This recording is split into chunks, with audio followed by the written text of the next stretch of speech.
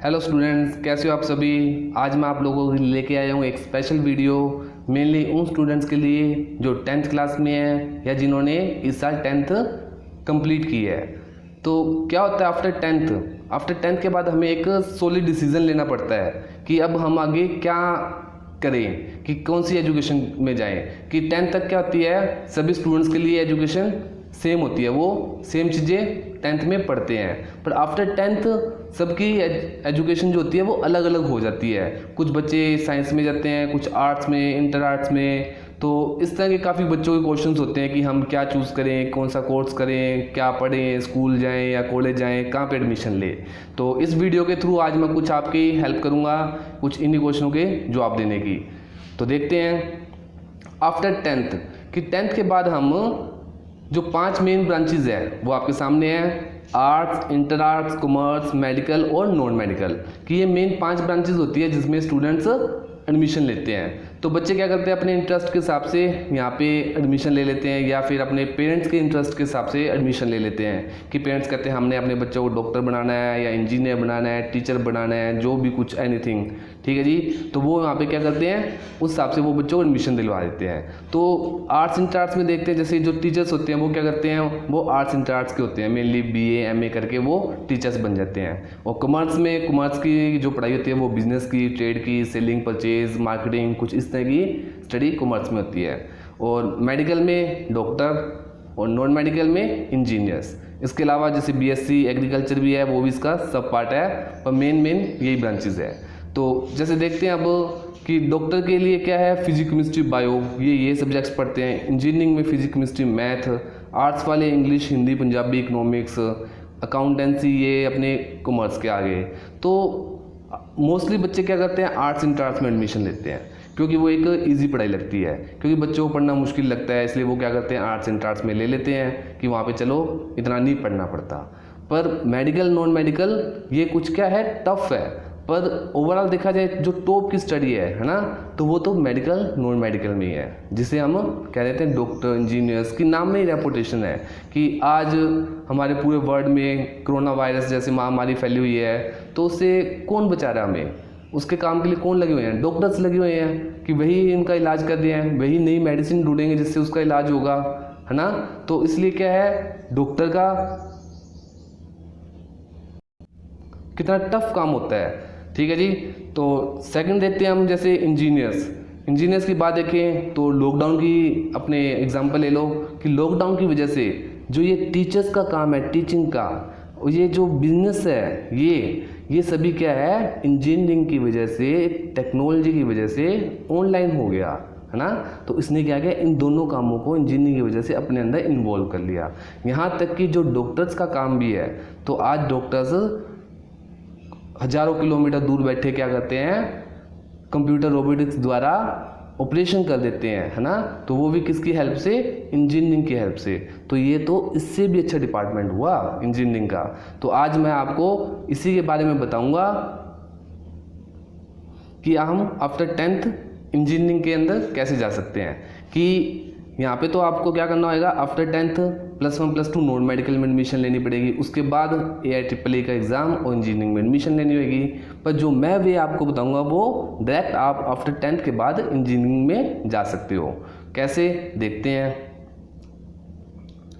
After 10th diploma, कि 10th के बाद डिप्लोमा नाम से भी एक कोर्स होता है जो इंजीनियरिंग का ही पार्ट है। तो आफ्टर 10th हम क्या करते हैं, डिप्लोमा में एडमिशन ले सकते हैं, जो कि 3 साल की एजुकेशन है, 3 साल की स्टडी है। और उसके बाद हम BTech में एडमिशन ले सकते हैं। वहाँ पे क्या था, आफ्टर 10th हमें +1 +2 नॉन मेडिकल 2 साल वहाँ पे स्टडी करनी पड़ेगी, और उसके बाद 4 साल ग्रेजुएशन में BTech में एडमिशन लेनी पड़ेगी। टोटल कितने हुए, 6 ईयर। और यहाँ पे आफ्टर 10th 3 साल हम डिप्लोमा में और 3 साल BTech में। तो क्या हुआ, 6 ईयर यहाँ लगे और 6 ईयर वहाँ लगे। पर वहाँ से इधर अपने एडमिशन लेना इजी है कि +1 +2 बहुत ज़्यादा टफ स्टडी है। ये नहीं है कि बच्चे नहीं कर पाते, बहुत बच्चे करते हैं, पर हर एक के बस का भी नहीं होता, है ना। कि बच्चे एडमिशन ले लेते हैं पर अच्छे मार्क्स नहीं आ पाते, तो फिर वो 1 साल को ड्रॉप करके वापस उनको आर्ट्स इंटर आर्ट्स में एडमिशन लेनी पड़ती है। तो कुछ ऐसा पैटर्न, तभी मैंने कहा था कि 10th के बाद एक सॉलिड डिसीजन लेना पड़ता है कि हम किस लाइन में जाएँ। ये नहीं है कि हम अपना साल ही ख़राब करते रहें। ठीक है जी। तो आज मैं आपको उस कॉलेज के बारे में बताऊंगा जहाँ से आप डिप्लोमा कर सकते हो, अपनी बीटेक कर सकते हो, और मैंने यही कॉलेज क्यों चूज़ किया वो आपको इस वीडियो में पता चल जाएगा। हाँ जी, स्लाइड ये है संत Longowal institute of engineering and technology, slide का मेन गेट। एक ऐसा इंजीनियरिंग कॉलेज जो कि पंजाब में डिस्ट्रिक्ट संगरूर के अंदर स्टैब्लिश्ड है। संगरूर से 20 किलोमीटर दूर संत लोंगोवाल गांव के आउटर में ये कॉलेज बना हुआ है। ठीक है जी। इस कॉलेज के क्या फ़ायदे हैं वो हम देखते हैं, और उससे पहले हम कॉलेज को विजिट करते हैं एक बार। ठीक है जी। ये है हमारा एडमिनिस्ट्रेटिव डिपार्टमेंट, कॉलेज की मेन बिल्डिंग जहाँ पे अकाउंट सेक्शन, एग्जामिनेशन वगैरह का काम होता है। नेक्स्ट है कॉलेज कैंपस की सड़कें। तो एक स्टूडेंट्स इस कॉलेज को ना, इनको सड़कों को देख के मुझे याद आया कि इस कॉलेज को मिनी चंडीगढ़ के नाम से भी जाना जाता है। क्यों? क्योंकि यहाँ पे चंडीगढ़ जैसी साफ़ सुथरी सड़कें, ग्रीनरी, वैसे ही ये चौक बने हुए हैं। तो कैंपस को अगर हम देखें तो इसे मिनी चंडीगढ़ के नाम से जाना जाता है। एक चीज़ और है, वो भी आपको इस वीडियो में पता चलेगी, जो कि चंडीगढ़ से रिलेट करती है, तो जिसकी वजह से इसका नाम मिनी चंडीगढ़ रखा गया।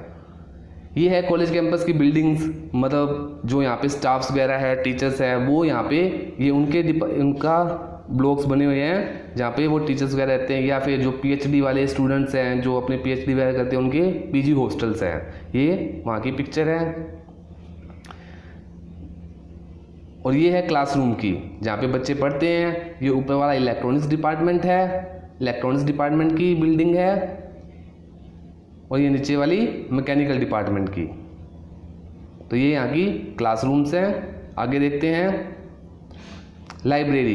ये इस कॉलेज की लाइब्रेरी है जो कि बहुत ज़्यादा बड़ी बनी हुई है। लाइब्रेरी के साथ साथ यहाँ पे आपको स्टडी रूम भी मिलता है कि जो स्टूडेंट्स यहाँ पे हॉस्टल्स में रहते हैं, वे रात को अगर उनको अपने रूम में स्टडी नहीं करना चाहें तो वो अपने यहाँ पे आके, ये जो ऊपर वाले फ्लोर में स्टडी रूम बना हुआ है, वहाँ पे अपने अलग से बैठ के स्टडी कर सकते हैं। काफ़ी बड़ी लाइब्रेरी बनी हुई है। आई थिंक शायद किसी कॉलेज की इतनी बड़ी लाइब्रेरी हो, काफ़ी बड़ी लाइब्रेरी है। ये है इस कॉलेज की हॉस्टल्स। हाँ जी, इस कॉलेज में 10 बॉयज़ हॉस्टल और 4 गर्ल्स हॉस्टल बने हुए हैं, कि मतलब जो बच्चे यहाँ पे एडमिशन लेते हैं वो मेनली हॉस्टल्स में ही रहते हैं। कि कोई भी बच्चा शायद ही कोई अप डाउन करता हो, मेनली जो ये संगरूर जो पास का एक ही शहर पड़ लगता है संगरूर, वहाँ के स्टूडेंट्स अप एंड डाउन कर सकते हैं, डेली आना जाना। वरना जो भी स्टूडेंट्स यहाँ पे एडमिशन लेते हैं वो सभी कॉलेज कैंपस में हॉस्टल्स में ही रहते हैं। ये है कंप्यूटर डिपार्टमेंट की लैब, कंप्यूटर लैब। ये कुछ क्लासरूम की पिक्चर है, ऊपर खाली है, नीचे स्टूडेंट्स पढ़ रहे हैं। तो ये कॉलेज कैंपस के आपको कुछ पिक्चर्स मैं दिखा रहा हूँ। हाँ जी, ये है वो चीज़ जो चंडीगढ़ से नाम से मिनी चंडीगढ़ से कहा गया, यहाँ की लेक। और ये जो डक्स वगैरह यहाँ पे है, यहाँ पे क्या है, छोटा सा जू बना हुआ है जहाँ पे बर्ड एनिमल्स भी रखे हैं। तो काफ़ी सुंदर कैंपस है। 451 एकड़ में ये कॉलेज बना हुआ है, बहुत बड़ा कॉलेज है। इसी कारण यहाँ पे ये सभी कुछ बना हुआ है, ये सब चीज़ें यहाँ पे कॉलेज में ही हैं। इसके अलावा ये देखिए स्विमिंग पूल, बच्चों की हर फैसिलिटी का यहाँ पे ध्यान रखा गया है। हर चीज़ आपको कॉलेज कैंपस में मिलेगी। इसके अलावा स्टूडेंट एक्टिविटी सेंटर, मतलब जहाँ पे इंडोर गेम्स या कल्चर एक्टिविटीज़ जो होती है उनके लिए एक्टिविटी सेंटर बना हुआ है। मंदिर, gurdwara, bank, hospital, bus stand, restaurant, dhaba, ये सभी क्या है कॉलेज कैंपस में बने हुए हैं। शॉपिंग कॉम्प्लेक्स, कोई भी चीज़ आपको अगर चाहिए तो आप वहाँ पे कॉलेज में ही शॉपिंग कॉम्प्लेक्स से ले सकते हो। प्ले ग्राउंड, हर तरह के गेम्स के लिए यहाँ पे ग्राउंड बने हुए हैं बड़े बड़े। इसके अलावा अबाउट स्लाइड, तो देखते हैं स्लाइड के बारे में। The institute is an autonomous body, कि ये क्या है, एक इंडिपेंडेंट कॉलेज है, किसी के अंडर नहीं आता। Fully funded by government of India, किसे government of India, central government fund देती है। सिर्फ वह इतना ही काम करती है कि इसको खर्चा जो है वो सेंट्रल गवर्नमेंट देती है, फंड वो देती है। बाकी ये ऑटोनोमस बॉडी है और इसका जो भी इसके अंदर फंक्शंस है वो यहाँ की मैनेजमेंट इसको हैंडल करती है। तो देखते हैं कि द इंस्टीट्यूट ऑफर प्रोग्राम कि इस कॉलेज में किस किस तरह के प्रोग्राम है, किस किस ब्रांचेस में हम स्टडी कर सकते हैं। तो वो है इंटीग्रेटेड सर्टिफिकेट डिप्लोमा, जिसके बारे में मैं आपको बताऊंगा या बता रहा हूँ। आफ्टर 10th बीई, ये बीटेक और बीई सेम ही चीज़ होती है, मतलब कुछ सब्जेक्ट्स का फ़र्क होता है। बीई बैचलर इन इंजीनियरिंग और BE bachelor in technology. Post graduation master degree, MTech, MSc and PhD level in engineering and technology की देखिए आफ्टर 10th आप पीएचडी तक की स्टडी इस कॉलेज से कर सकते हो, ठीक है ना। एकेडमिक स्ट्रक्चर, एकेडमिक स्ट्रक्चर क्या है, मतलब कि हम इस कॉलेज में कैसे एडमिशन ले सकते हैं वो देखते हैं कि admission to ICD integrated certificate diploma programme 3 year through all India, मतलब कि आफ्टर 10th के बाद आपका एक ऑल इंडिया एंट्रेंस एग्ज़ाम होता है जिसको आपको फिल करना पड़ता है और वो एंट्रेंस एग्ज़ाम देना पड़ता है और उसके थ्रू ही आप इस कॉलेज में एडमिशन ले सकते हो, जिसके लिए आपको किसी भी रिकॉग्नाइज बोर्ड से आपकी 10th होनी चाहिए और कंपलसरी है इंग्लिश, मैथ और साइंस में पास होना, ठीक है जी। इसके अलावा जैसे कि ये डिप्लोमा जो हमारा होता है 3 ईयर का होता है, फर्स्ट सेकंड थर्ड 3 ईयर का होता है, तो हम आफ्टर 10th यहाँ पे फर्स्ट ईयर में एडमिशन लेते हैं। तो कुछ बच्चे यहाँ पे डायरेक्ट सेकंड ईयर में भी एडमिशन ले पाते हैं। वो कौन होते हैं, जो ITI की होते हैं, कि आफ्टर 10th जिन्होंने ITI की होती है इंडस्ट्रियल ट्रेनिंग इंस्टीट्यूट, कि वो बच्चे यहाँ पे शॉर्ट टाइम का कोर्स होता है ये ITI का, वो स्टूडेंट्स यहाँ पे डायरेक्ट सेकंड ईयर में एडमिशन ले लेते हैं, क्योंकि उन्होंने 1 साल पहले ही ITI में लगाया होता है। 1 साल 2 साल का जितना भी उनका कोर्स का टाइम होता है वो उन्होंने पहले किया होता है, इसलिए वो डायरेक्ट यहाँ पे सेकंड ईयर में एडमिशन लेते हैं, ठीक है जी। पर इसके साथ साथ उनको ITI का सर्टिफिकेट और 2 साल का इंडस्ट्रियल एक्सपीरियंस भी होना जरूरी है, ठीक है जी। इसके बाद diploma will be awarded to students, कि मतलब अब आपकी क्या है फर्स्ट ईयर और सेकंड ईयर में एडमिशन हो जाती है ITI वालों की और 10th वाले बच्चों की। 3 साल आप वहाँ पे डिप्लोमा स्टडी करते हो, तो जैसे ही आपका डिप्लोमा ख़त्म हुआ तो आपको 3 साल का डिप्लोमा सर्टिफिकेट मिल जाता है कि ये बच्चा डिप्लोमा होल्डर है। तो आप इस डिप्लोमा बेस पे भी जॉब कर सकते हो, ठीक है जी। जो अपने टेक्निकल डिपार्टमेंट में JEE कहलाते हैं, जूनियर इंजीनियर, तो वो डिप्लोमा बेस के ही होते हैं।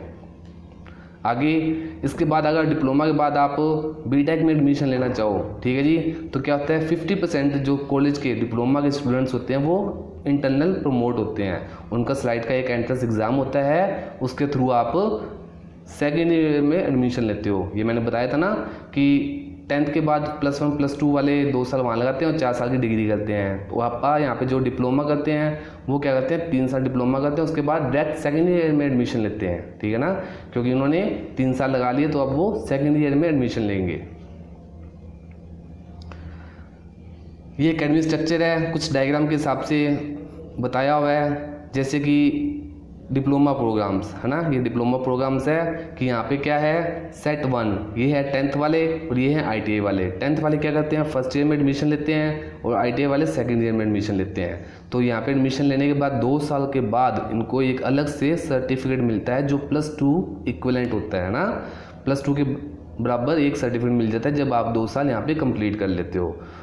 10th वालों के 2 साल और ITI वालों का 1 साल। जैसे ही ये कंप्लीट हुआ आपको ITI का ये सर्टिफिकेट यहाँ पे दिया जाता है और उसके बाद 1 साल और कंप्लीट होने के बाद क्या होता है 3 साल कंप्लीट हो गए तो आपको डिप्लोमा दिया जाता है कि अब आप 3 साल कंप्लीट हो गए, अब आप डिप्लोमा होल्डर हो, चाहे तो इसके बेस पे भी जॉब लग सकते हो। अगर नहीं फर्दर आप अगर BE BTech में एडमिशन लेना चाहते हो इसी कॉलेज में तो ये वाला प्रोग्राम है। इसका क्या प्रोसीजर होता है कि आफ्टर +2 है ना, कि जो बच्चे +1 +2 करते हैं नॉन मेडिकल वो JEE मेन का एग्ज़ाम देते हैं और यहाँ पे फर्स्ट ईयर में एडमिशन लेते हैं। वो बच्चे फर्स्ट ईयर में एडमिशन लेते हैं और ये जो है ये डिप्लोमा वाले जिनकी बात कर रहा था ये वाले स्टूडेंट्स 3 साल लगा के यहाँ पे एडमिशन लेते हैं डिप्लोमा सेट 3 का एग्ज़ाम दे के डायरेक्ट सेकेंड ईयर में, ठीक है जी। तो सेकेंड ईयर के बाद सेकेंड थर्ड फोर्थ 3 साल के एडमिशन यहाँ पे आप स्टडी करते हो और उसके बाद आपको BE का ग्रेजुएशन का आपको BTech का टेक्निकल एजुकेशन का सर्टिफिकेट मिल जाता है और आप ग्रेजुएट हो जाते हो। डिपार्टमेंट ये यहाँ पे इस कॉलेज के मेन 7 डिपार्टमेंट है, chemical engineering, food engineering, computer, electronics, electrical, mechanical और सिविल इंजीनियरिंग। ये जो 7 मेन ब्रांचेस है इससे 10th लेवल पे फर्दर 13 हिस्सों में डिवाइड किया गया है। जैसे कि ये 4th नंबर वाला देखते हैं आप, 4th को टेलीविज़न मैकेनिकल, CTV या फिर सर्विस एंड मेंटेनेंस, इनमें 2 में डिवाइड कर दिया। इसी तरह इलेक्ट्रिकल को भी 2 में डिवाइड कर दिया। और जो ये मैकेनिकल है इसे 5 में, welding, foundry forging, tool and die, auto form equipment, CAC, air condition. तो ये 10th लेवल पे इन्हीं इंजीनियरिंग को फर्दर 5 हिस्सों में डिवाइड कर दिया या टोटल ओवरऑल 13 में डिवाइड कर दिया। और ये लास्ट सिविल इंजीनियरिंग, इसको बिल्डिंग मेंटेनेंस, ये एक ही डिपार्टमेंट है। ठीक है जी। तो ये इसके सामने इनके सीट्स के हिसाब से नंबर ऑफ सीट्स कितनी है वो दी हुई है। आप इसमें चेक कर सकते हो कि 10th लेवल के अगर आप एडमिशन लेते हो तो किस डिपार्टमेंट में, किस इंजीनियरिंग में कितनी कितनी सीटें हैं। ठीक है जी। प्रोसेस ऑफ रजिस्ट्रेशन कि मतलब अब क्या प्रोसीजर होता है कि आपका क्या होता है, ऑनलाइन इसका फॉर्म फिल होता है। लास्ट डेट इस साल की जो लास्ट डेट थी वैसे तो वो निकल चुकी है, पर ड्यू टू लॉकडाउन जिसे एक्सटेंड करके 1 जून कर दिया गया था और हो सकता है ये फर्दर फिर एक्सटेंड हो जाए। तो जिन स्टूडेंट्स ने अभी तक फॉर्म नहीं भरा है वो 1 जून तक अपना फॉर्म फिल कर सकते हैं। तो देर मत कीजिए, जल्दी से जल्दी ये फॉर्म जो स्टूडेंट्स चाहते हैं फिल करना वो अपना फॉर्म फिल कर दीजिए। ऑनलाइन एप्लीकेशन फ़ीस, ये चीज़ देखो कितनी अच्छी है ना कि मतलब fees general and other OBC के लिए 1750, कितनी कम फीस है। आप किसी भी कॉलेज को कल को अगर इंजीनियरिंग का फॉर्म भरते हो तो 5000 से किसी भी कॉलेज का फॉर्म कम नहीं है, सभी इससे ऊपर ही है। और उसका फीस स्ट्रक्चर देखो 1750। जनरल एंड OBC की गर्ल्स के लिए 1250 और जाए छूट, SC ST के लिए 1000 रुपीज़, है ना। कितने कम चार्जेस इसके फॉर्म के।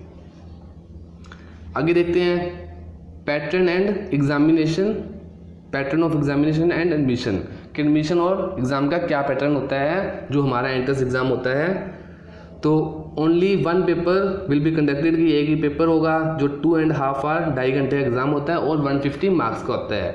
कि आपका 10th के बाद जो एंट्रेंस एग्ज़ाम होगा सिंगल पेपर होगा, 2.5 घंटे का एग्ज़ाम और 150 मार्क्स का। 3 लैंग्वेजेस कि आप तीनों लैंग्वेज में आप कोई भी आपको जो अच्छी लगे लैंग्वेज उसमें आप ये पेपर दे सकते हो। इंग्लिश, हिंदी, पंजाबी, तीनों लैंग्वेज में ये पेपर आपका आता है। ठीक है जी। आफ्टर एग्ज़ाम जो बच्चे पास होते हैं उनकी मेरिट लिस्ट बनती है और मेरिट लिस्ट के बाद आपको काउंसलिंग और डॉक्यूमेंट वेरिफिकेशन के लिए बुलाया जाता है। काउंसलिंग मतलब कि आपको कौन सी ब्रांचेस चाहिए, जैसे मैंने बताया मैकेनिकल, इलेक्ट्रॉनिक्स, तो आपके रैंक के हिसाब से आपको जो ब्रांचेस मिलती होती है वो वहाँ पे आपको दी जाएगी। और आपके 10th के जो सर्टिफिकेट्स है, कैटेगरी सर्टिफिकेट्स है, अगर किसी कैटेगरी से बिलोंग करते हो, 10th के certificate, date of birth certificate, ये सभी क्या होता है डॉक्यूमेंट वेरिफिकेशन, इसके लिए आपको बुलाया जाएगा। ठीक है जी।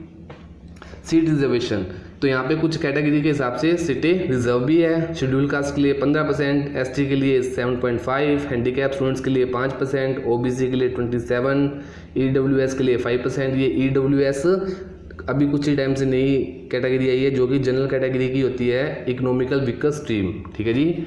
तो ये इनका कोटा है सीट रिजर्वेशन का, जितनी जितनी सीट्स हैं उनके इन स्टूडेंट्स की इतने % सीटें फिक्स होगी। आगे है 3 ईयर डिप्लोमा प्रोग्राम कोटा कि मतलब ये तो हमने देखा जो ऊपर वाला कोटा था पंजाब के स्टूडेंट्स का, इसके अंदर जो 75% सीटें होती है वो पंजाब के स्टूडेंट्स को मिलती है, जिसमें चंडीगढ़ इंक्लूड नहीं है। चंडीगढ़ को UT के अंदर इंक्लूड किया जाता है और 25% अदर स्टेट के लिए है। ठीक है जी। कि मतलब जो टोटल नंबर ऑफ सीट्स होगी 34, 68, ये जो नंबर ऑफ सीट्स दी हुई है इनका 75% पंजाब का होगा और 25% अदर स्टेट और यूटीज़ का होगा, जिसके अंदर चंडीगढ़ इंक्लूड है। ठीक है जी। फीस स्ट्रक्चर ये भी देखो कितना कम है कि at the time of admission, कि जब आपकी एडमिशन होगी तो आपको 19,500 रुपये देने पड़ेंगे, जिसमें 5,000 रुपये रिफंडेबल होती है। ये आपकी सिक्योरिटी होती है। मान लीजिए कल को आप कॉलेज में कुछ बुक्स का या बेंचेस वगैरह क्लासरूम का कुछ नुकसान करते हो तो आपके इस 5,000 में से वो काट लिए जाते हैं, ये सिक्योरिटी होती है। तो at the time of admission ये जो सेकंड है ये हॉस्टल का है। हॉस्टल के लिए आपको 12,500 देने पड़ेंगे, जिसमें से 10,000 रुपये आपके वापस आते हैं। ये भी सिक्योरिटी होती है हॉस्टल की कि आप जितने टाइम हॉस्टल में रहोगे कल को वहाँ पे कोई नुकसान करते हो तो वो इसमें से डिडक्ट कर दिए जाते हैं। ठीक है जी। तो टोटल A और B आपका एडमिशन के टाइम 32,000 रुपये आपको एडमिशन के टाइम वहाँ पे देने पड़ेंगे, जिसमें से 10 और 5 15,000 रुपये आपके वापस रिफंड हो जाएंगे।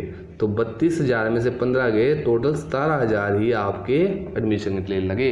कितनी कम फीस है ना। अगर इसकी जगह अगर आप किसी और कॉलेज की बात करो, अगर आप आर्ट्स इंटर आर्ट्स कॉलेज में भी एडमिशन लेते हो तो इससे ज़्यादा खर्चा लगता है वहाँ पे।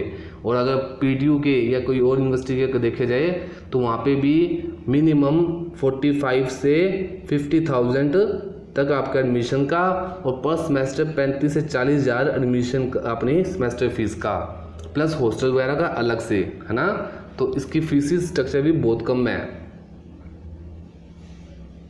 आगे देखते हैं अदर फी पर सेमेस्टर। इसके अलावा आपको 8,900 लगभग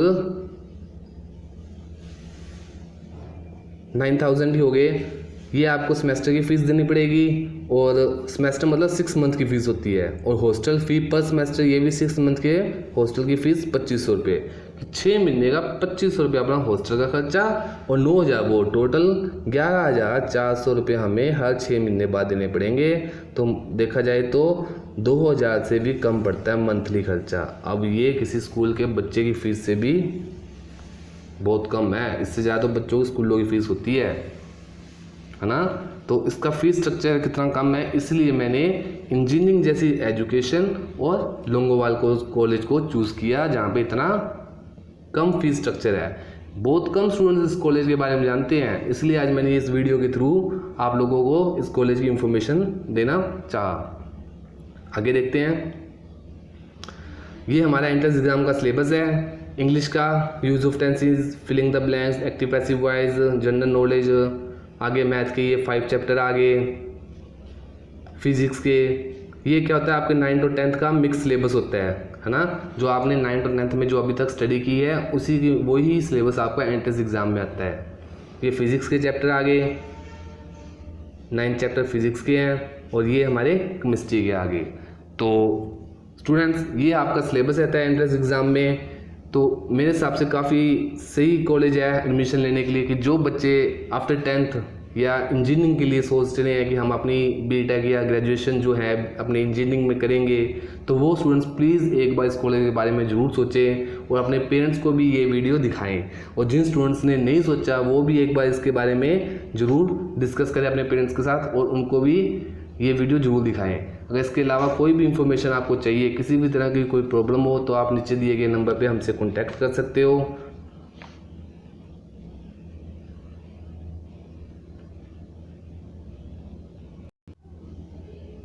और इसकी फॉर्म फिलिंग की लास्ट डेट 1 जून है। आप जल्दी से जल्दी इसका फॉर्म फिल कीजिए। और अगर फॉर्म फिलिंग में किसी भी तरह की कोई भी प्रॉब्लम आए तो आप मुझसे कॉन्टैक्ट कर सकते हो, या आप मेरे थ्रू अपना फॉर्म फिल करवा सकते हो। हाँ जी स्टूडेंट्स, धन्यवाद। इसी के साथ आज की वीडियो हमारी ख़त्म हुई।